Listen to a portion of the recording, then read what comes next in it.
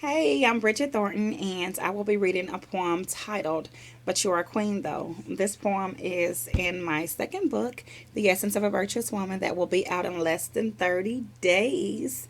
So if you enjoy it, go and get your copy. Thank you.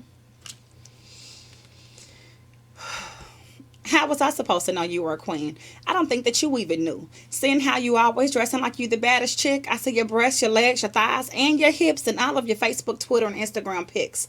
But you were a queen, though. How am I supposed to know? Because each time I call at 2 or 3 in the morning, you pick up and say, "What's up?" Not once did you go off about me calling you too late. I tell you I'm about to slide through, and your response is, "Okay." But you a queen, though. Yet you smoke weed, pop pills, and snort powder, get your welfare, your food stamp, and live in public housing. But you a queen, though.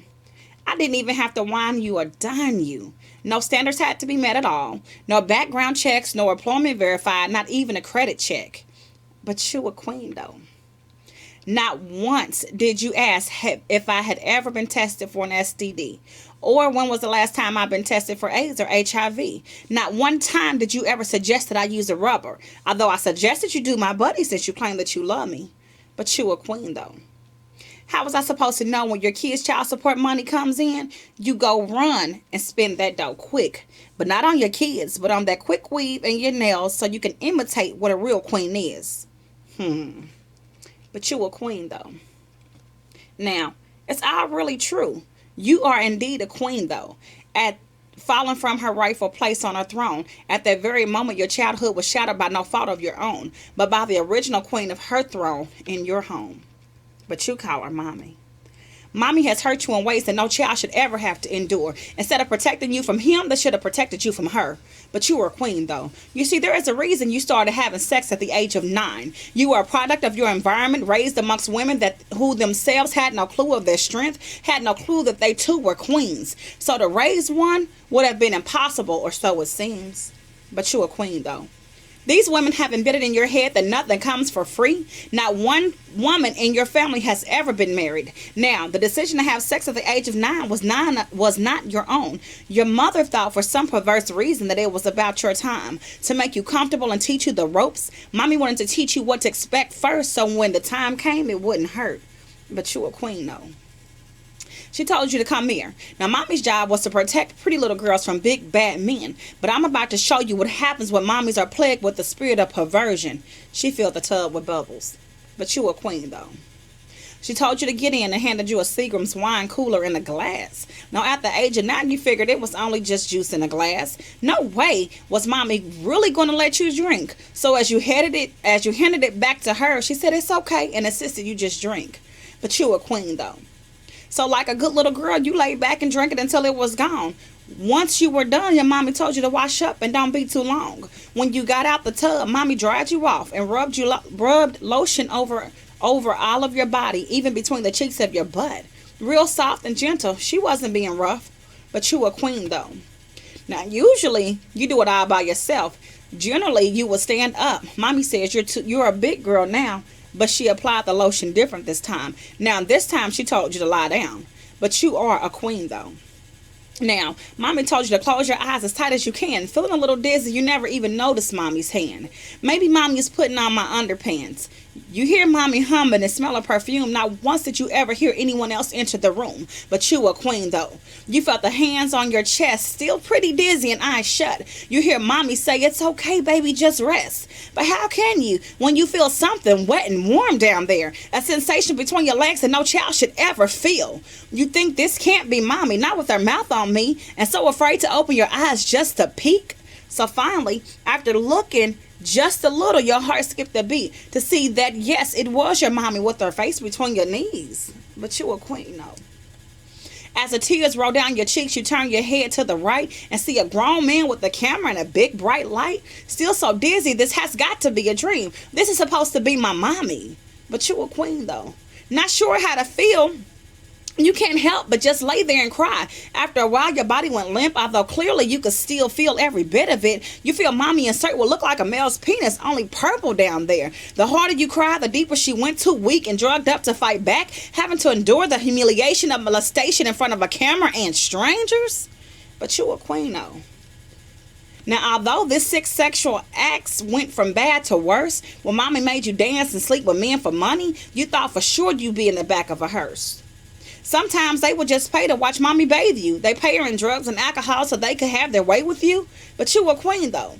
At such a small, fragile age, all the drugs and sex made you very sick. You ended up in the hospital and told that you were an addict to sex, drugs, and money. Although you can barely read or write, you have been a childhood sex slave for 5 years and had a heck of a life. But you were a queen, though.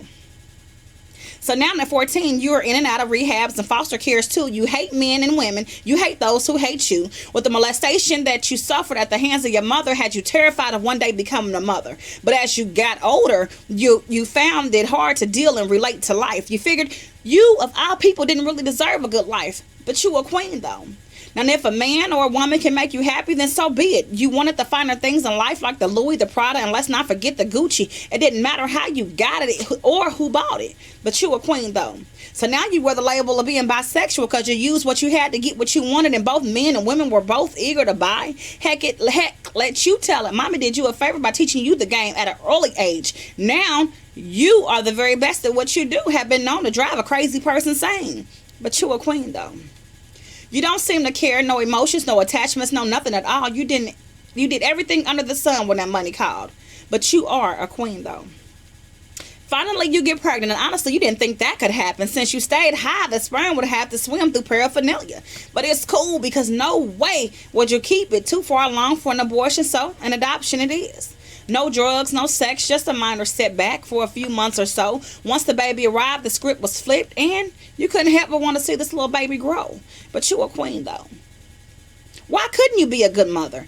Better than the one you had? Why couldn't you work like normal people? Because you didn't possess the skills that normal people had. But you were a queen, though.